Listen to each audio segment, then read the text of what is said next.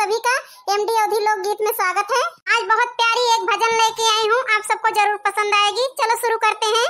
सीता वनाय करावटिया राम बोलत काहे नाही, सीता वनाय करावटिया राम बोलत काहे नाही, सीता वनाय करावटिया राम बोलत काहे नाही, सीता वनाय करावटिया राम बोलत काहे नाही। ना ससुरा जाना नैहर बाबा, ना ससुरा जाना नैहर बाबा, किया कई हम रहिया निहारी राम बोलत काहे नाही। ना ससुरा जाना नैहर बाबा, ना ससुरा जाना नैहर बाबा, किया कई हम रहिया निहारी राम बोलत काहे नाही।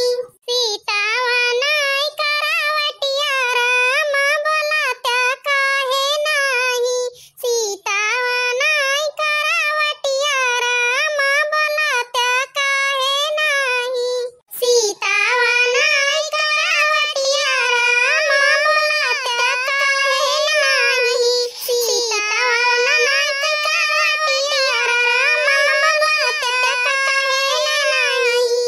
ना ससुरा ससुर जी ना नैहर बाबू, ना ससुरा ससुर जी ना नैहर बाबू, किया कई हम रहिया निहारी राम बोलत काहे नाही।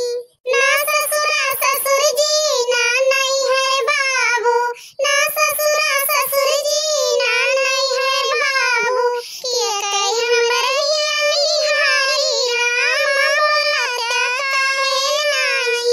सीता वनाय करावटिया राम बोलत काहे नाही, सीता वनाय करावटिया राम बोलत काहे नाही, सीता वनाय करावटिया राम बोलत काहे नाही, सीता वनाय करावटिया राम बोलत काहे नाही।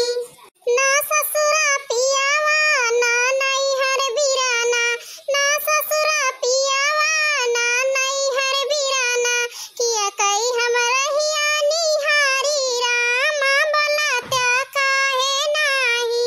ना ससुरा पियावा ना नैहर बिराना, ना ससुरा पियावा ना नैहर बिराना, किया कई हम रहिया निहारी राम बोलत काहे नाही। सीता वनाय करावटिया राम बोलत काहे नाही, सीता वनाय करावटिया राम बोलत काहे नाही, सीता वनाय करावटिया राम बोलत काहे नाही, सीता वनाय करावटिया राम बोलत काहे नाही। हमारी ये भजन आप सबको कैसी लगी कमेंट में जरूर बताना। थोड़ी भी अच्छी लगी होगी दोस्तों लाइक सब्सक्राइब जरूर कर देना, और जितने लोग नए रहे ना सब्सक्राइब कर लेना। या कोई भी गीत डालूं तो आप सबके पास सबसे पहले पहुंचे। मिलते हैं अगले गीत में, तब तक के लिए बाय बाय। तब तक के लिए खुश रहिए, खुशियां बांटिए, अपने परिवार के साथ खुश रहिए। Bye by.